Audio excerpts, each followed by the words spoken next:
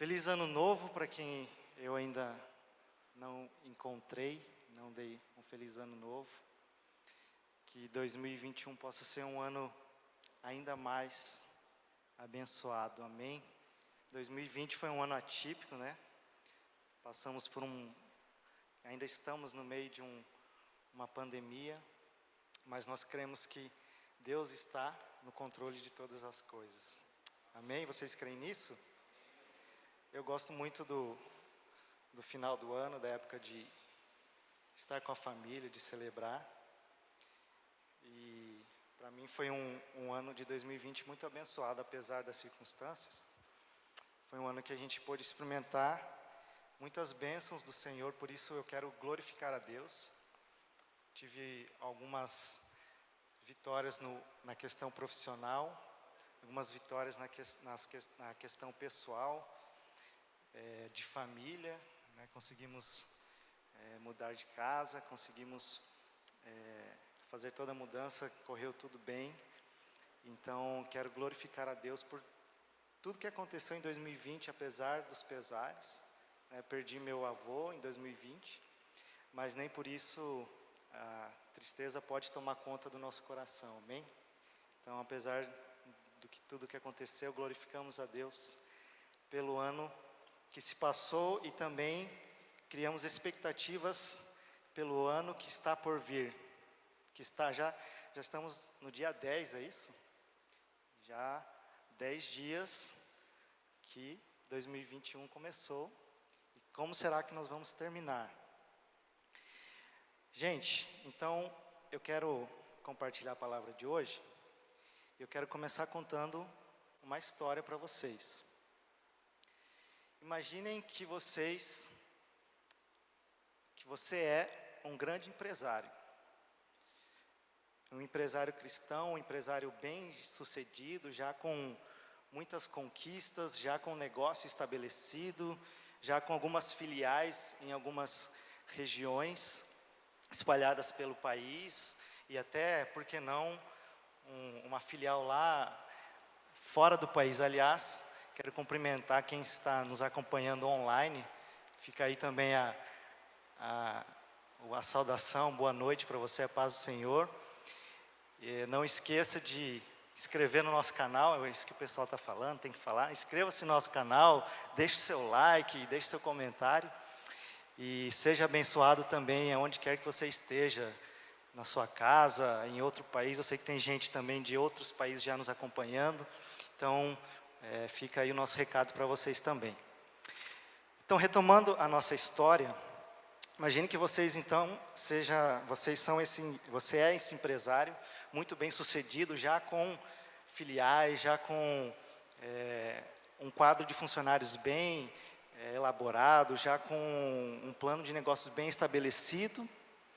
E de repente você, como um homem, uma mulher temente a Deus, na sua casa ali, você de repente tem uma visão.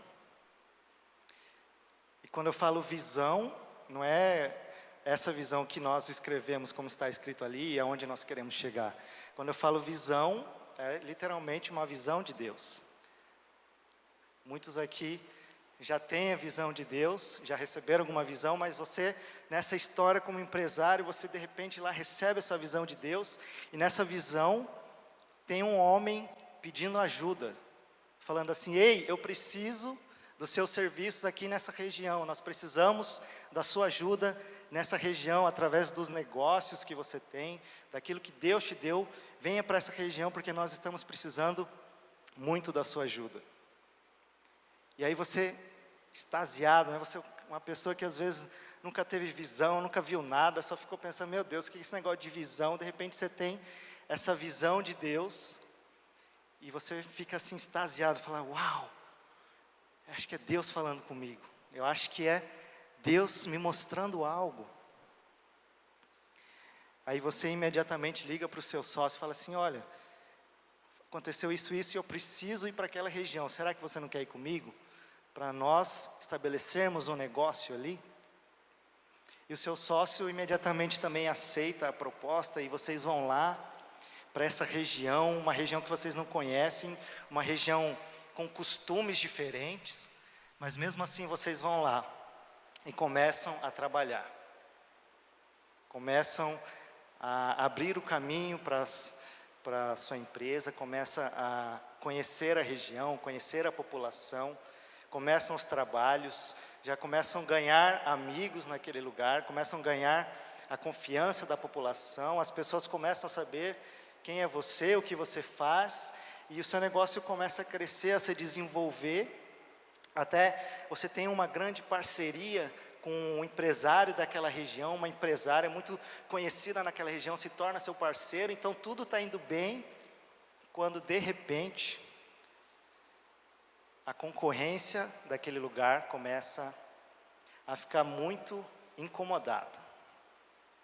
A concorrência começa a ficar com uma certa inveja, porque o seu negócio está dando certo. Porque você começou a ter lucro, você começou a ganhar, você começou a ser bem-sucedido. Então, qual que é a tática deles? O que eles pensaram para bater a concorrência? Quer dizer, para bater você, para tentar te superar. Ao invés deles buscarem meios corretos do mercado, buscar, sei lá, alguma coisa nova, um produto inovador, um serviço inovador, não. Eles escolhem fazer o quê? O que está muito na moda hoje, fake news. Eles começam a espalhar fake news sobre você e sobre o seu negócio e do seu sócio. Então, eles, por estarem ali há mais tempo, por conhecerem melhor ali a região, os governantes, os políticos daquele lugar, então eles criam toda essa atmosfera e começam a divulgar fake news sobre você, seus sócios, e a população começa a acreditar naquilo que eles estão falando, e de repente, você e seu sócio são condenados injustamente por sonegação fiscal. Eles fizeram ali um complô ali e descobriram que a melhor forma de vocês serem presos era criar uma falsa acusação de sonegação fiscal. Obrigado, Pedro. Então, naquele momento, você e seus sócios são condenados aí, são presos, e vocês na prisão apanham um pouquinho, só para a concorrência se sentir um pouco mais firme, mais forte, e você ali na prisão com seu sócio, como dois homens de negócios ali, ficam pensando, e agora, o que nós vamos fazer aqui na prisão? Então, como duas pessoas de negócio, a primeira coisa que você vai fazer é o quê? É cantar, né, pastor Márcio? O senhor que gosta de cantar. Os empresários, o que eles fizeram? Você e seu sócio, vocês começaram a cantar, gente. Vocês têm que se lembrar que vocês eram tementes ao Senhor. Então, naquele momento, vocês começam a louvar e adorar a Deus. Pode ser desafinado, pode ser do jeito que você sabe cantar. O seu sócio canta pior que você. Mas vocês começaram a louvar e adorar a Deus naquela circunstância, naquela dificuldade, naquele ambiente. E aí, quando vocês estão cantando, quando vocês estão lá na nota mais alta, começa a acontecer um negócio. Começa a acontecer uma tremedeira ali. Você acha que é você tremendo, mas não era você tremendo. Era uma intervenção sobrenatural. Aconteceu um terremoto naquela região enquanto vocês estavam cantando e adorando a Deus. E durante esse terremoto, a fundação ali da prisão começa a trabalhar, e aí as portas se abrem, as correntes que estavam te prendendo se quebram, e aí o agente penitenciário lá, o carcereiro, olha aquilo ali e fala assim, ele que não era crente, fala assim, meu Deus, eu vou ter algumas saídas, ou os caras que vão sair vão me matar, ou eu vou me matar, porque com isso aí não vai dar. Então, de repente, o agente penitenciário lá, o carcereiro, pega a arma dele, coloca lá para ele se matar, e você fala assim: estamos todos aqui, não faz isso, não precisa fazer isso. E aí, de repente, o agente penitenciário vem até você e fala assim: meu Deus, o que é isso? O que eu preciso para ser salvo? E aí você ministra a palavra de Deus, você fala, e ele entende, e não só ele, mas toda a casa dele é salva. E você também é milagrosamente liberto dessa prisão. Que história legal, né? História, imagine se isso acontece mesmo com você, será que você quer? Só uma parte você quer, né? Só a parte do bem-sucedido ali e tal. Parte dos açoites, da prisão, a gente esquece essa parte da história. Mas, gente, se eu disser para vocês que essa história aconteceu, ela aconteceu e está registrada na Bíblia. Abre lá em Atos.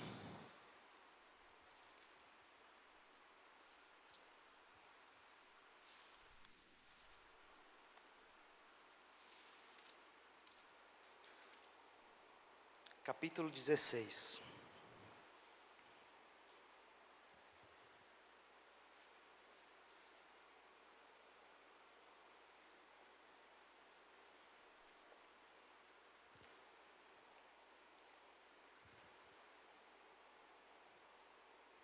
Atos capítulo 16, versículo 9, fala assim: e Paulo teve uma visão de noite, em que se apresentava um homem da Macedônia, orando e dizendo: venha a Macedônia e ajuda-nos. E logo depois desta visão, imediatamente procuramos partir para a Macedônia, concluindo que o Senhor nos chamava para pregar-lhes o Evangelho. Então, nessa história que está registrada em Atos capítulo 16, Paulo estava na sua viagem missionária, junto com Silas, e eles estavam na cidade de Troade. Foi quando Paulo teve essa visão de Deus. Paulo teve essa visão desse homem pedindo ajuda, esse homem da Macedônia clamando por ajuda, e ele entendeu que o Espírito Santo estava direcionando ele para aquela região. E naquela região, eles pararam numa cidade chamada Filipos, que era uma colônia romana, era uma cidade importante e era uma colônia romana. E nessa cidade de Filipos, eles começaram os trabalhos evangelísticos, eles começaram a pregar a palavra de Deus, eles começaram a compartilhar a palavra de Deus, e a Bíblia, nos versículos seguintes, relata que ele encontrou uma mulher chamada Lídia, uma grande comerciante daquela região, e que Lídia estava com o coração aberto a receber a palavra do Senhor. Então Paulo, ministrando a palavra, a mulher, essa Lídia, ela aceita não só a palavra, não só ela, mas como toda a casa dela é batizada, e ela pede para que Paulo e Silas fiquem na região ali, na casa dela. Ou seja, naquele momento que eles chegaram, Paulo já começou a ministrar, e já houve essa conversão. E ali eles continuando os trabalhos deles de evangelismo, de expansão, de avanço, naquela região, eles se deparam com uma situação atípica. A Bíblia diz que havia uma jovem que era possessa de um espírito de adivinhação. E essa jovem, por muitos dias, seguia a Paulo, e essa jovem dizia o quê? Ficava incomodando Paulo. No versículo 17, fala assim: esta, seguindo a Paulo e a nós, gritava, dizendo: estes homens são servos do Deus Altíssimo, que nos mostra o caminho da salvação. Versículo 18. E isto ela fez por muitos dias, mas Paulo, perturbado, voltou-se e disse ao Espírito: eu te ordeno em nome de Jesus Cristo para sair dela. E ela saiu na mesma hora. Então Paulo se depara com essa situação, há uma libertação na vida dessa jovem, porém essa jovem, ela estava debaixo de alguns senhores. E esses senhores usavam esta jovem para ganhar lucro com esse espírito de adivinhação. Então, a partir do momento que eles viram a chance de ganhar, se esvair, a chance de ter mais lucro acabada, eles pegam Paulo e Silas e lançam eles na prisão. Falam para os governantes, falam assim: ei, esse pessoal aqui está vindo aqui na nossa colônia romana, quer implantar costumes que não são nossos. E aí os governantes, os magistrados vão lá, açoitam Paulo e Silas, batem neles e lançam eles na prisão. E depois de presos, a Bíblia fala que chegando à meia-noite, eles começam a cantar, a louvar e adorar a Deus. E aí há um grande terremoto que abala a fundação da prisão. E aí as portas, as correntes se quebram, as portas se abrem, e o carcereiro diz que pega uma faca, vendo aquela situação, ele fica desesperado, ele pega uma faca para se matar, mas Paulo fala assim: não faça isso, porque nós estamos aqui. E aí o carcereiro vai até lá, fala assim: o que eu preciso para ser salvo? O que eu preciso fazer para ser salvo? E não só ele é salvo, mas como toda a família dele. Então, essa história que está relatada aqui, foi o início da implantação, o início da relação de Paulo com a igreja de Filipos. Com a igreja de Filipos. E nós conseguimos ver aqui nessa história que, apesar de Paulo ter sido açoitado, ter sido preso, em nenhum momento ele fica questionando a visão que ele recebe de Deus. Em nenhum momento ele vê as dificuldades, ou melhor, em nenhum momento as dificuldades que ele passou abalam a fé em Jesus, abalam a fé no Salvador dele. Muitas vezes nós pensamos que por recebermos uma visão de Deus, por recebermos algo de Deus, tudo na nossa vida vai andar conforme, vai tocar como música, vai ser algo assim que não vamos enfrentar nenhuma dificuldade.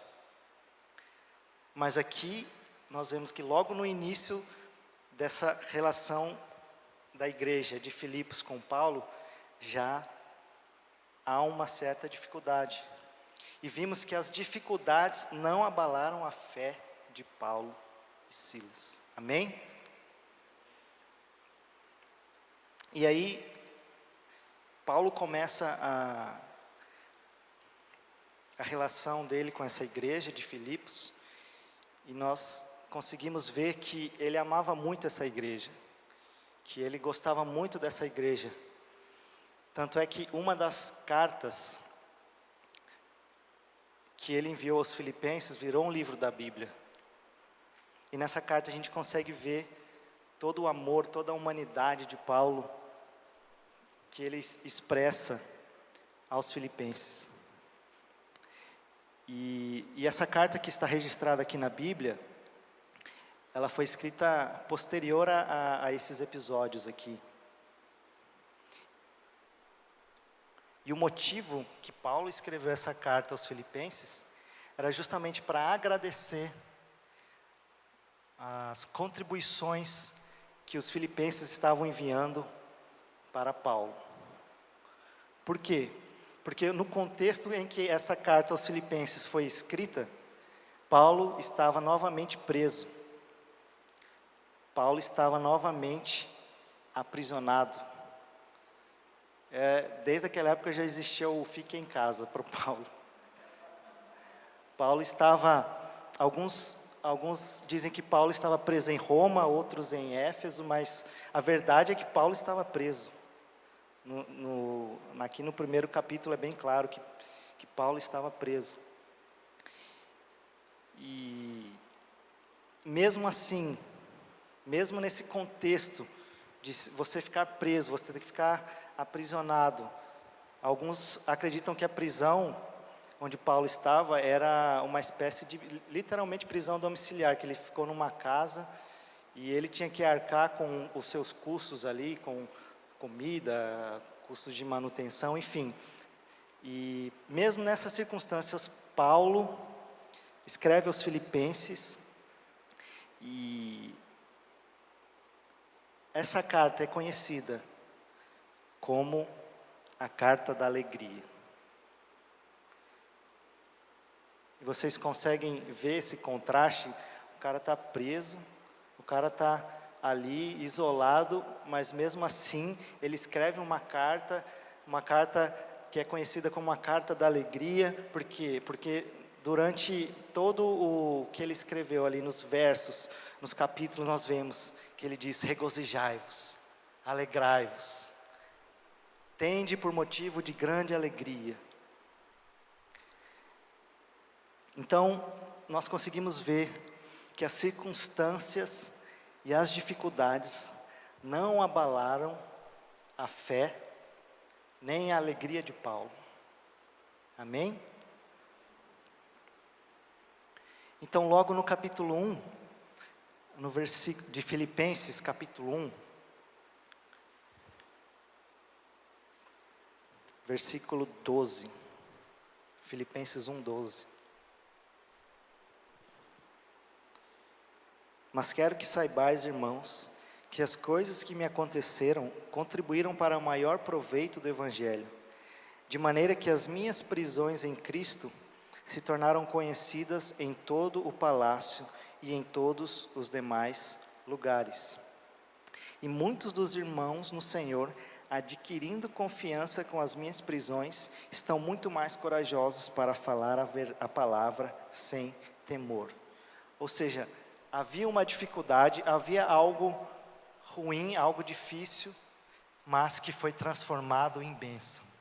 Que foi transformado em bênção. Então a prisão de Paulo foi um combustível para a propagação ainda maior do Evangelho, da Palavra de Deus. E aí ainda no capítulo 1, Paulo fala assim que havia outros pregadores, outras pessoas ali que estavam pregando a Cristo, não por motivos verdadeiros, mas por inveja, por ganância. E isso eles tentavam fazer para aumentar o sofrimento de Paulo, mas Paulo ele não olha só para isso, ele não olha para essa dificuldade, ele não olha para essa circunstância, mas ele fala o quê? Que o que importa é que Cristo seja pregado, que Cristo possa ser pregado. Ou seja, Paulo também, depois daquele episódio em Atos 16, e agora enquanto ele escreve essa carta aos Filipenses, ele não deixa, ou melhor, as circunstâncias e as dificuldades não abalam a fé, nem a alegria de Paulo.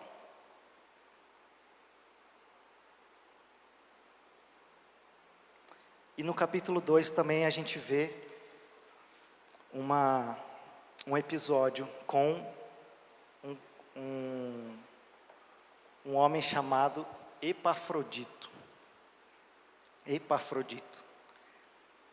Então, o que aconteceu com esse irmão, com esse cooperador do Evangelho? Epafrodito, ele ficou doente.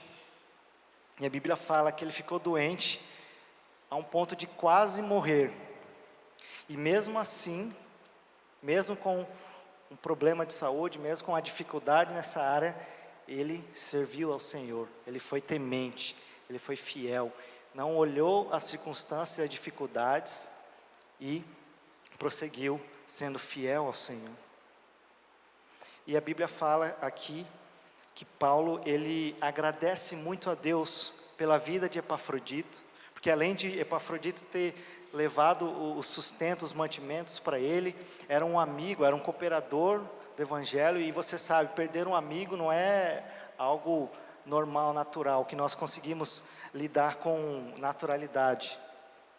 Então Paulo, ele agradece a Deus porque Epafrodito, ele está mesmo doente, ele conseguiu servir ao Senhor e está bem. Então, isso está registrado aqui no capítulo 2, versículo 25 ao versículo 30.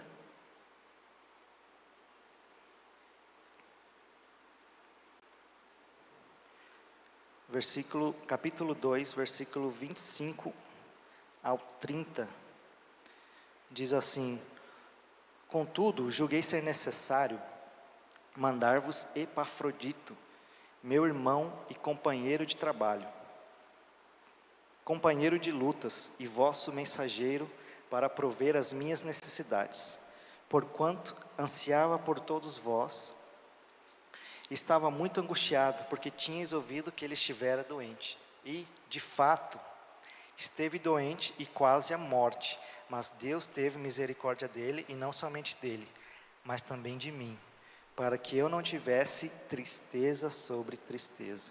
Portanto, enviei-o a vós com mais cuidado, para que, vendo-o outra vez, vos regozijeis, e para que eu tenha menos tristeza. Recebei-o, pois, no Senhor com toda a alegria, e tratai-o com grande estima, porque, pela obra de Cristo, chegou até bem próximo da morte, não fazendo caso da sua vida, para suprir a falta do vosso serviço para comigo. Então, gente, nós lemos aqui o quanto Paulo era amigo, o quanto Paulo estimava pela vida de Epafrodito. E apesar dessa dificuldade, apesar das circunstâncias, ele não se deixou abalar por isso. Ele glorificou a Deus porque o seu companheiro, o seu amigo estava bem. Às vezes, quando eu era mais novo, quando eu era adolescente,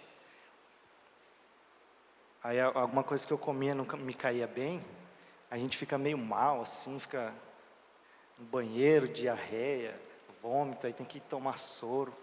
Aí eu lembro que quando isso acontecia comigo, eu ficava: meu Deus do céu, Senhor, tenha misericórdia de mim, por favor, me perdoa pelos meus pecados, não deixe que eu morra agora.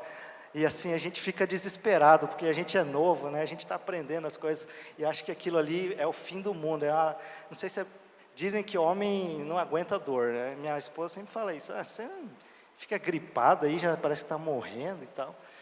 Mas para mim, eu estava morrendo naquela época lá. Eu achava que não ia suportar. E aí a gente ficava: oh Senhor, misericórdia de mim, tenha misericórdia. E aí tudo ficava bem, a gente seguia a nossa vida, né? E aí estamos aqui. Mas Epafrodito, ele falou que, a Bíblia relata que ele quase morreu, que ele não considerou sua vida mais importante do que a causa do Evangelho. Não estou falando aqui para você, se você estiver doente, você não deve procurar médico, não é isso. Mas que muitas vezes a dificuldade ou as circunstâncias adversas, elas não podem abalar a nossa fé, amém? Nós não podemos parar de crer no Senhor, não podemos parar de estar em comunhão com Deus, só porque há circunstâncias adversas em nossa vida. E aí, seguindo aqui no capítulo 3, Paulo precisou confrontar, mais uma vez, ensinos errados, ensinos que estavam dizendo que você precisava seguir os costumes, a lei dos judeus para ser salvo. E Paulo fala assim, mais uma vez: não me canso de dizer as mesmas palavras. Ou seja, Paulo ali, como um pai que cuida dos seus filhos, mais uma vez ensinando, porque eu imagino que para um pai ver um filho aprendendo uma coisa errada deve ser muito triste, deve ser muito frustrante ver um filho aprendendo, recebendo ensinamentos errados. Então Paulo vai lá e mais uma vez confronta, mais uma vez explica o que deve ser feito. E ali você vê Paulo dizendo assim, no versículo 12. Paulo ali então no capítulo 3 ele está discorrendo, explicando os ensinamentos errados que não deve seguir. E ali no capítulo 3, versículo 12, ele fala assim: não que eu já tenha alcançado ou que seja perfeito, mas prossigo para alcançar aquilo para o que fui também alcançado por Cristo Jesus. Irmãos, não julgo que o haja alcançado, mas uma coisa faço, e é que, esquecendo-me das coisas que atrás ficam e avançando para as coisas que estão diante de mim, prossigo para o alvo, pelo prêmio da soberana vocação de Deus em Cristo Jesus. Então Paulo ali, ele está falando assim: eu não vou ficar olhando para trás, eu não vou ficar olhando para o que eu alcancei, para o que eu conquistei, ou para as minhas dificuldades que ficou no passado, para as minhas frustrações, mas eu vou prosseguir para o alvo. Eu sei que tem algo para frente, eu sei que tem algo adiante de mim. Porque muitas vezes nós acabamos olhando demais para o passado, ficamos presos às nossas frustrações, aos traumas, aquilo que aconteceu. E graças a Deus nós temos um ministério de restauração que tem sido uma bênção. E é justamente isso, muitas vezes nós ficamos olhando demais para trás. Nós ficamos olhando demais pelo retrovisor. Você já parou para pensar que o retrovisor é um espelhinho desse tamanho e o que você tem que ver na frente é sei lá quantas vezes maior? Porque às vezes a gente tem que olhar assim para trás, mas temos que seguir adiante, tem muito mais à nossa frente. Alguns ficam presos às conquistas do passado, dizendo assim: nossa, naquele tempo eu era bom, naquele tempo eu tinha dinheiro, naquele tempo ninguém podia comigo. E aí você acaba perdendo aquilo que Deus tem para você adiante, no dia de hoje, mais no futuro próximo. Então, Paulo não olhou nem para as conquistas, nem para as dificuldades que ficaram para trás, mas ele mesmo preso, ele sabia que tinha muito mais adiante dele. Você pode imaginar isso? Às vezes quando a gente vai envelhecendo, quando a gente vai chegando numa idade, a gente já não começa a ter perspectiva lá na frente. As histórias são sempre muito lá de 1900 e não sei quanto, mas Paulo, mesmo preso, mesmo com mesmo talvez sem perspectiva, ele dizia: prossigo para o alvo, eu tenho algo a mais para alcançar. O meu sogro, ele tem um ditado que quando eu estava lendo eu lembrei disso aqui, que ele fala assim: o rio corre para frente. A vida tem que seguir, o rio corre para frente. E, de certa forma, é isso que a gente muitas vezes tem que fazer, tem que avançar. Claro, se tem alguma coisa lá no passado para tratar, nós temos que tratar, nós temos que restaurar. Mas não ficar preso a isso. Amém? Então, as circunstâncias e as dificuldades, mais uma vez, não abalaram a alegria nem a fé de Paulo. Amém? Vocês estão comigo aí?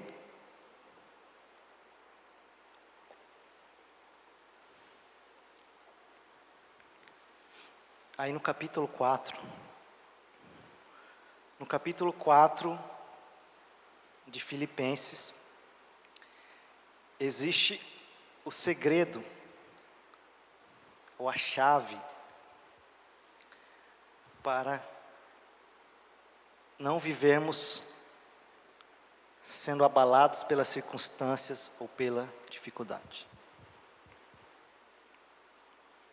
Quando fala segredo, todo mundo já abre o olho e tal.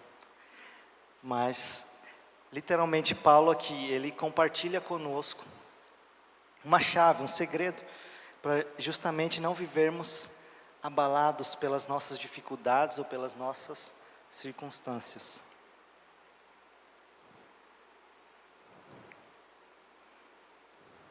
Está lá em Filipenses 4, 10 a 13.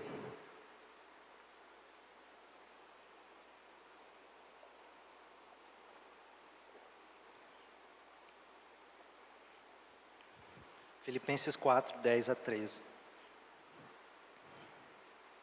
Regozijei-me grandemente no Senhor, porque finalmente o vosso cuidado por mim floresceu novamente, porque já erais cuidadosos, mas vos faltava oportunidade.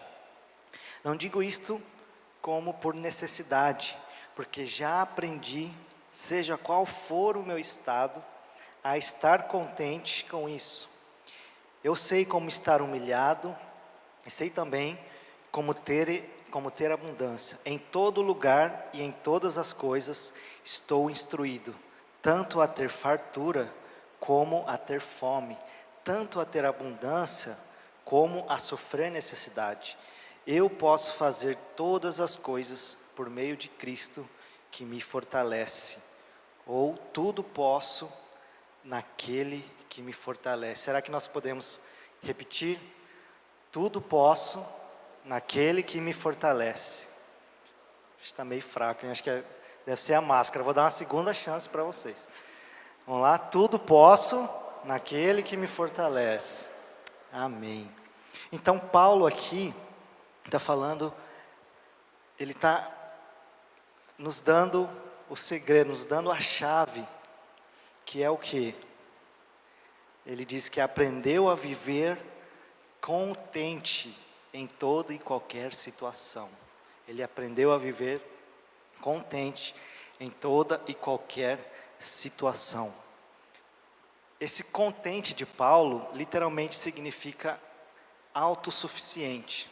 Significa que não me falta nada, suficiente para si mesmo, forte o bastante, ou que produz o suficiente para não necessitar de auxílio ou apoio, independente de circunstâncias externas. Contente com a sua sorte ou fortuna, como com os recursos que possui, ainda que limitadíssimos. Então Paulo aqui, ele dá essa declaração, e assim a gente, lendo esse contexto, entendendo, fala assim, como que Paulo dizia que era autossuficiente? Como que ele dizia que ele já possuía o conhecimento dessas coisas, e ele aprendeu a viver contente? Mas quando a gente olha para o contexto que ele foi criado, havia ali, naquela época, muitas escolas filosóficas que estavam nascendo naquele tempo. E uma delas dizia que o homem, ele tinha todo o poder dentro dele para superar situações externas. Então, uma das filosofias muito impregnadas naquela época, principalmente na região que Paulo nasceu, dizia isso, que o homem já detinha todo o poder para vencer as circunstâncias externas. Parece frase de daqueles coach humanistas, né? O poder está dentro de você, aí você imita o Superman assim e tal. Enfim, Paulo, ele tomou emprestado essa ideia, Paulo tomou emprestado esse pensamento e falou assim, eu aprendi a estar contente, em toda e qualquer situação. Mas qual que era a diferença de Paulo? Que ele sabia que não era pelo poder dele, que ele sabia que não era pelo aquilo que estava dentro dele. Por isso que ele fala, tudo posso naquele que me fortalece. Tudo posso naquele que me fortalece. Eu posso fazer todas as coisas por meio de Cristo que me fortalece. Ou seja, Paulo está falando assim, eu aprendi a passar fome, a ter fartura, porque foi Deus que me fortaleceu para passar por essas situações, ou foi Deus que me deu condições a ter fartura. Se eu sei estar humilhado, é porque Deus me deu a força para vencer, ou se eu sei estar exaltado, é porque Deus me colocou naquele lugar, porque Deus é quem me dá força, Deus é quem me dá a capacidade, Deus é quem me dá a graça dele para vencer todas as coisas, para cumprir aquilo que nós temos que cumprir. Amém? Então, por isso que Paulo diz: tudo posso naquele que me fortalece. Deus nos dá todas as condições para nós cumprirmos com o nosso propósito, para nós cumprirmos com o nosso chamado, para nós cumprirmos com aquilo que Ele nos colocou para fazer. Paulo só pôde suportar a prisão porque havia dentro dele o poder de Deus. Paulo suportou açoites porque havia o poder de Deus dentro dele. Se ele passou fome, se ele teve condições de ter recursos, foi porque havia dentro dele o poder de Deus, e ele reconheceu isso, que sem Deus nada era. Então, nós também, irmãos, temos que reconhecer que muitas vezes nós passamos por diversas experiências e muitas vezes ficamos com a cabeça assim, ou com um sentimento no coração de que eu já passei por isso, eu sei vencer isso, eu sei fazer aquilo, mas não, se nós sabemos, se nós vencemos, é porque Deus nos ajudou, porque tudo nós podemos naquele que nos fortalece. Amém? Então, para concluir, para terminar, nós, como cristãos, às vezes a gente acha que somos imunes às dificuldades ou aos problemas que afetam a humanidade. Mas eu digo, ser cristão, ser um filho de Deus, não te torna imune a isso. Não te torna alheio aos problemas, alheio às dificuldades. Pelo contrário, todos nós aqui, de certa forma, fomos afetados por essa pandemia, de certa forma fomos afetados por algumas situações da vida.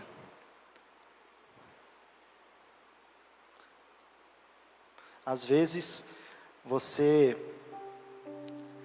está passando por uma dificuldade ou algum problema de relacionamento.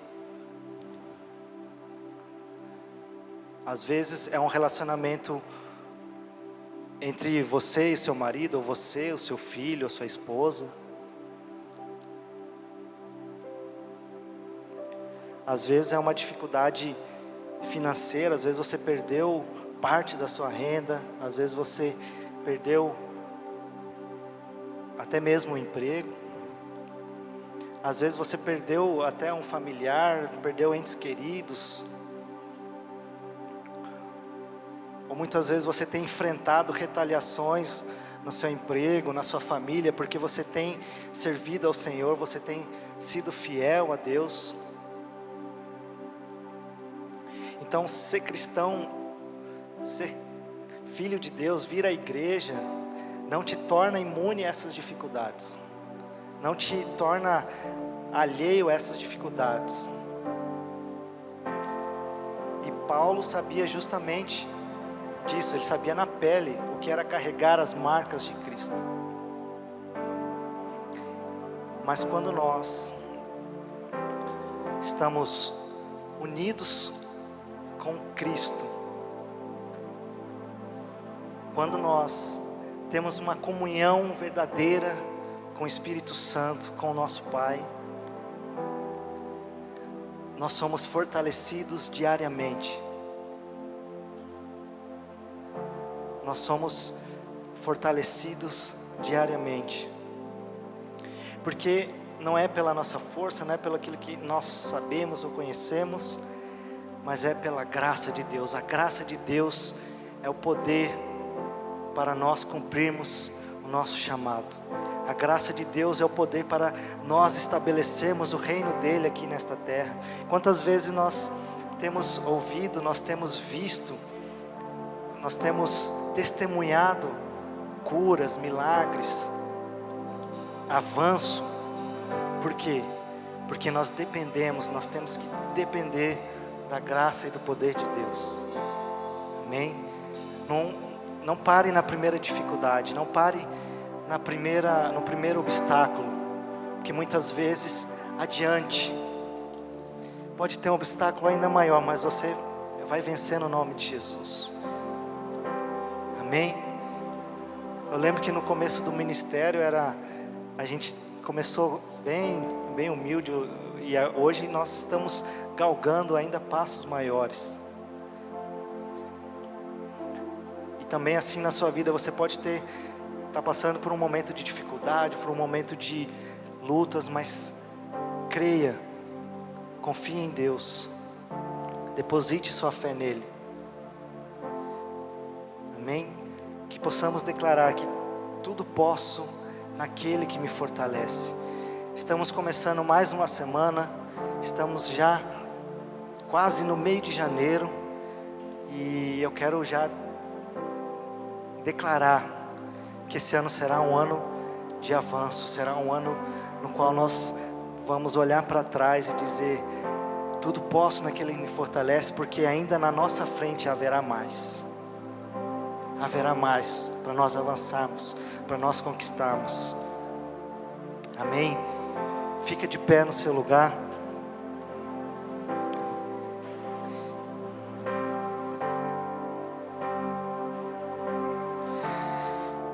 Cristo venceu a maior dificuldade, Cristo venceu a morte, Cristo venceu o pecado. Por isso eu quero orar e declarar sobre a vida de cada um que está aqui, daqueles que estão nos assistindo, que eles possam ter os olhos abertos, que eles possam receber esse espírito de força, de fortaleza, que nos capacita a cumprirmos aquilo que o Senhor tem para nós. Que eles, ao levantarem no dia de amanhã, não encarem, Senhor, essa semana como mais uma semana que eles vão ter que sobreviver, mas que eles encarem uma semana para estabelecer o teu reino, para olhar para frente e dizer que posso todas as coisas naquele que me fortalece, que é Cristo quem me dá força. Que as dificuldades e as circunstâncias não abalem a nossa fé, Senhor, mas que possamos ser fortalecidos pelo Senhor, pelo teu Espírito, Senhor. Por isso nós pedimos: revista-nos com o teu poder, para estarmos estabelecendo o teu reino, para estarmos cumprindo com o nosso chamado, não só dentro das quatro paredes da igreja, mas principalmente ali no nosso local de trabalho, no nosso local de estudo, aonde quer que o Senhor nos envie, que possamos ir com a força do Senhor, com o espírito de fortaleza, para avançarmos e cumprirmos com aquilo que o Senhor tem para nós. Nós oramos e agradecemos por tudo que o Senhor irá fazer neste ano. Bendito seja o teu nome, Senhor. Nós te louvamos e agradecemos, Pai. No nome de Jesus. Amém. Tu és a minha porção, tu és a minha herança, tu és o meu socorro nos dias de tribulações.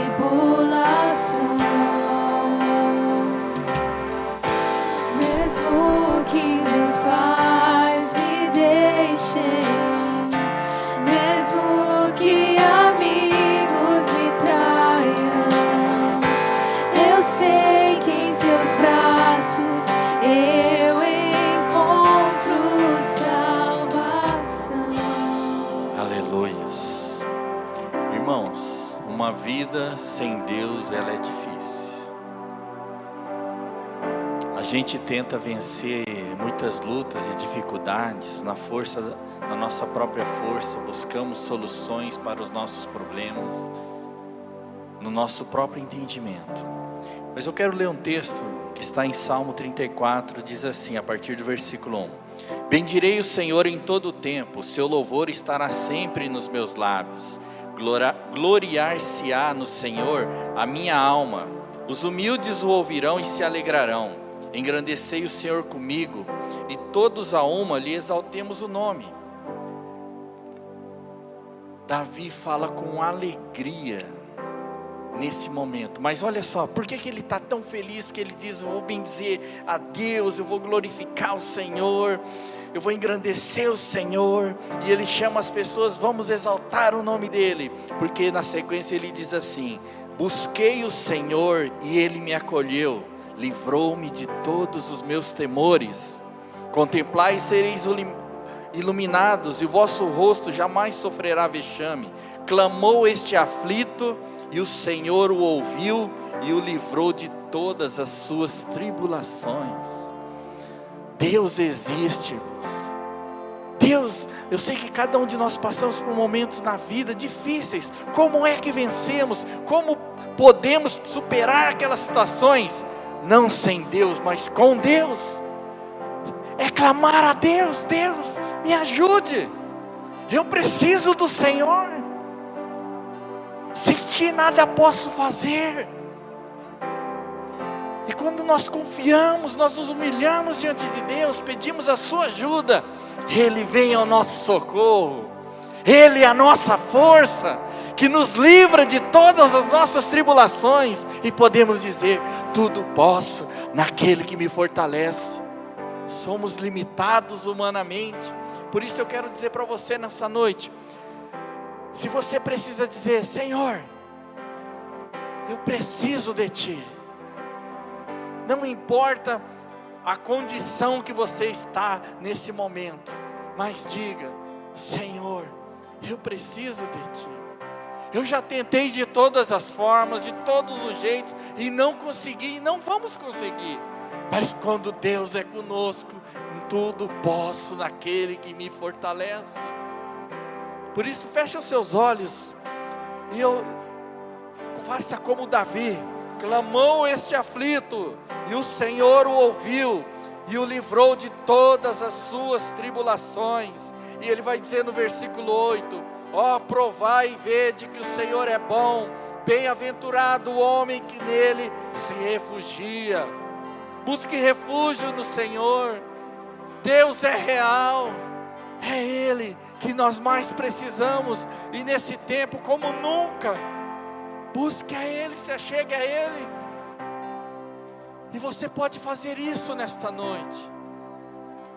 E eu tenho certeza, se você disser: Senhor, me ajuda, me fortalece, eu não estou aguentando mais esta situação, esta vida, este problema, me ajuda, Pai, me orienta, me instrui, me fortalece. Eu tenho certeza que Ele vai atender a sua oração. Por isso, se você nesta noite sente que precisa clamar a Deus, clame a Ele agora. Aproveite este momento e diga a Ele: Pai, preciso de Ti, me ajude. Eu me humilho diante de Ti. Eu reconheço que sem Ti nada posso fazer. Eu reconheço que só o Senhor é poderoso para fazer infinitamente mais do que tudo que pedimos ou pensamos. Eu reconheço as minhas limitações, as minhas fraquezas, as minhas debilidades.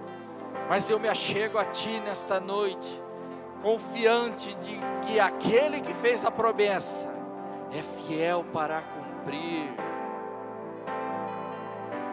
Pai, nesta noite eu oro por cada vida que sente que precisa de Ti, sejam aqueles que estão aqui presentes ou aqueles que estão nos assistindo.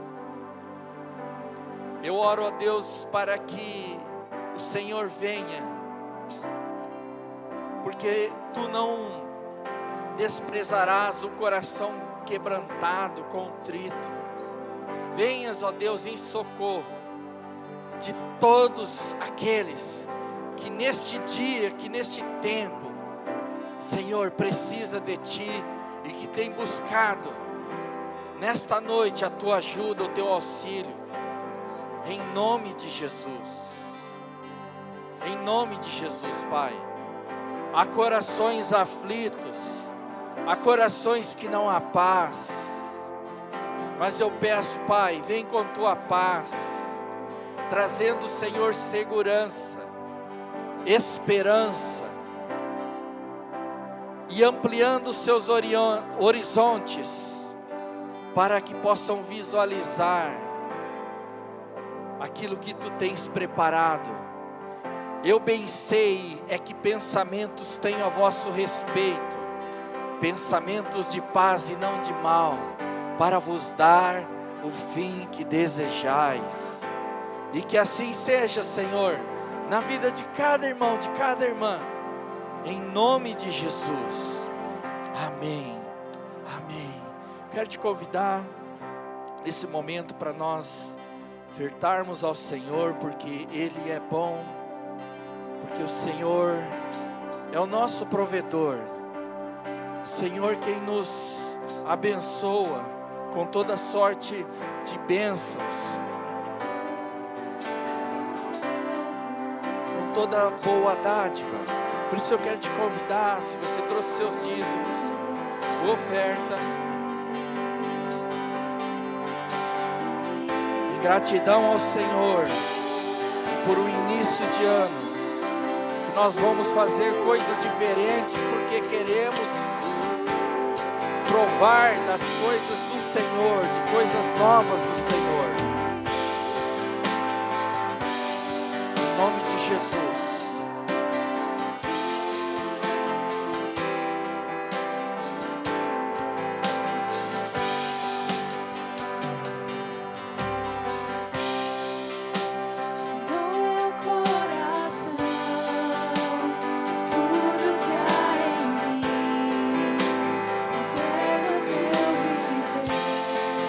Faz dessa canção a sua oração nesta noite.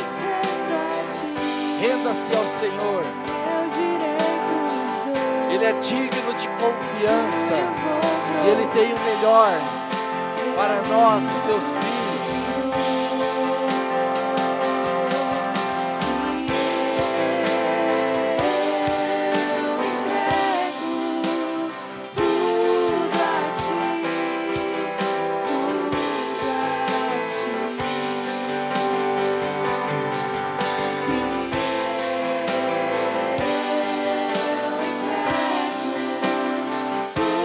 Ao Senhor tudo aquilo que tem afligido o seu coração. Entregue a sua vida.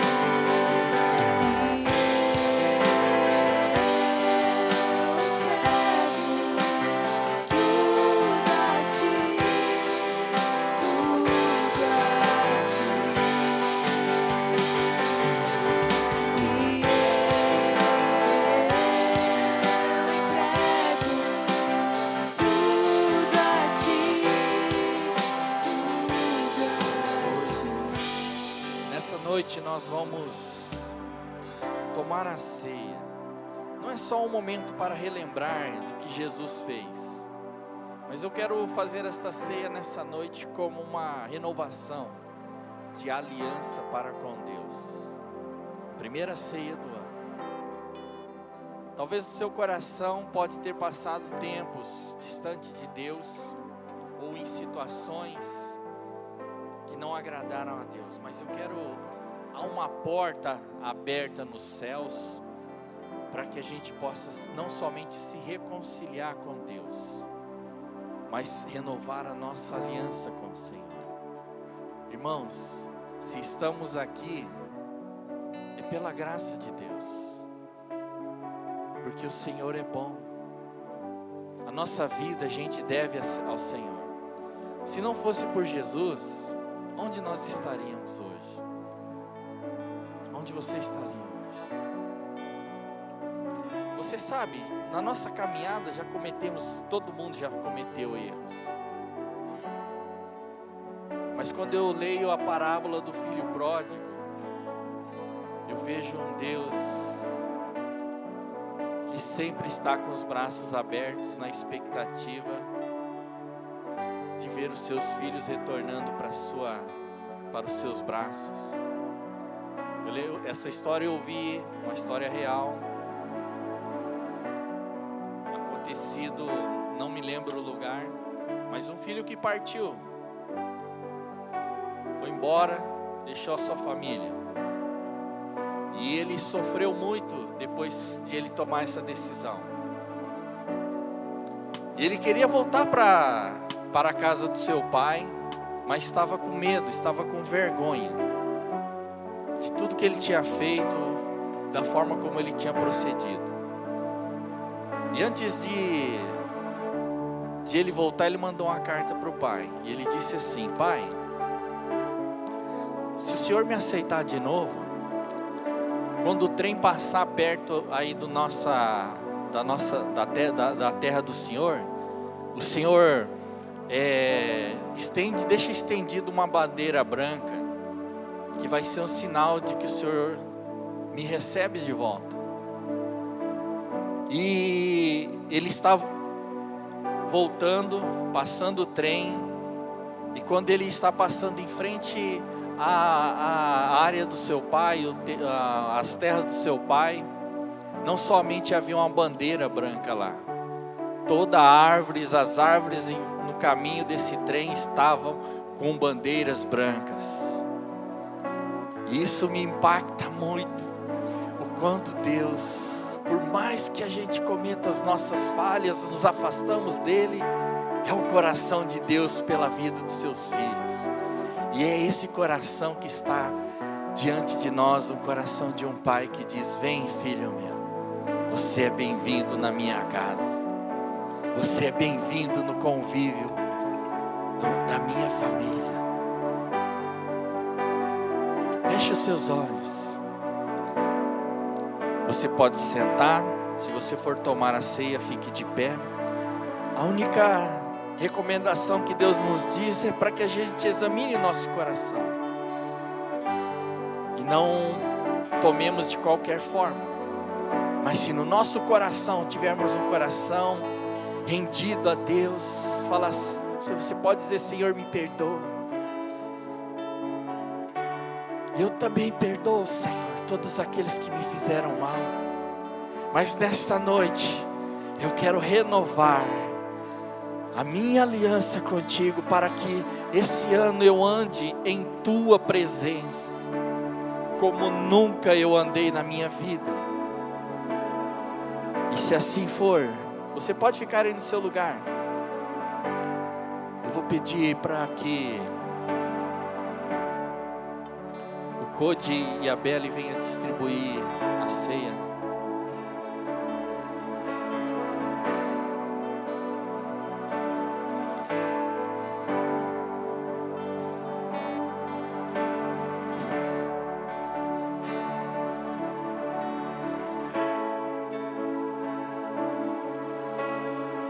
Você pode ficar aí, eles vão até vocês. Senhor, nós te agradecemos, ó Deus, porque Tu és um Deus de oportunidade, e que quando Tu abres a porta, nós devemos entrar. E neste ano, Senhor, através dessa ceia, queremos dizer a Ti, que nós renovamos a nossa aliança contigo, para andar juntinho de Ti, Pai. Para, Deus, viver algo novo, que nunca vivemos até hoje. Não queremos mais andar longe de Ti, mas andar junto de Ti, que é o nosso lugar, Pai. E nós oramos e consagramos estes elementos em o nome de Jesus. Amém. Você recebe e espera para que todos possamos tomar juntos. Amém?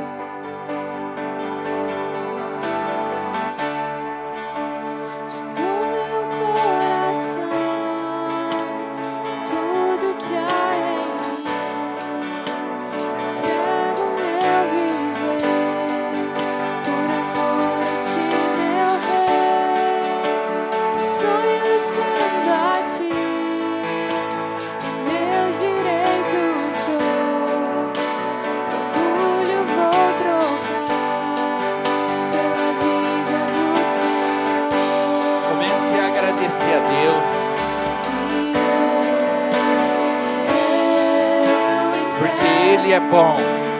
Ó, provai e vede que o Senhor é bom.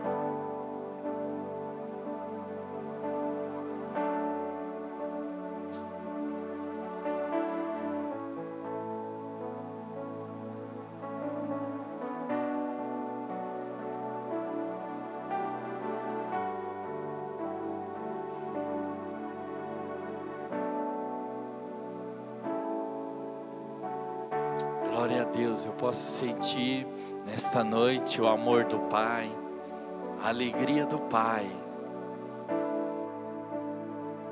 Obrigado, Senhor. Nós tomamos com alegria, relembrando tudo que o Senhor fez por nós, entregando o seu bem maior, o seu unigênito Filho, para pagar o preço pelos nossos pecados, para nos redimir dos mesmos, para nos abrir um caminho novo, o caminho da salvação, o caminho da redenção. E por isso te agradecemos e recebemos isso não porque merecemos, mas simplesmente porque a tua graça nos alcançou e o teu amor nos atraiu para junto de ti. E dessa forma, Senhor, com gratidão no coração, tomamos esta ceia, a primeira do ano, em nome e para a glória de Jesus. Amém. Vamos tomar todos juntos.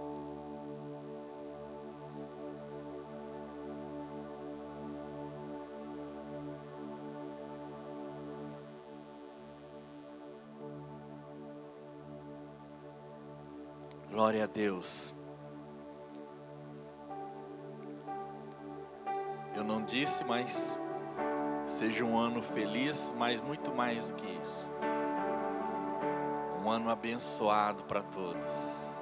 E eu sei que com Deus tudo é possível. Amém? Lucimara não está aqui hoje, pastora Lucimara, porque ela foi pregar em outra igreja. Ela está ficando famosa assim, então... Eu não estou pregando porque estou de férias assim, né? Férias de pregar só, tá? Porque eu estou trabalhando muito esses dias. Amém? Deus abençoe a todos. Vou liberar a bênção do Senhor. Que o Senhor nos abençoe, que o Senhor nos guarde, que o Senhor resplandeça o seu rosto sobre nós e tenha misericórdia de nós.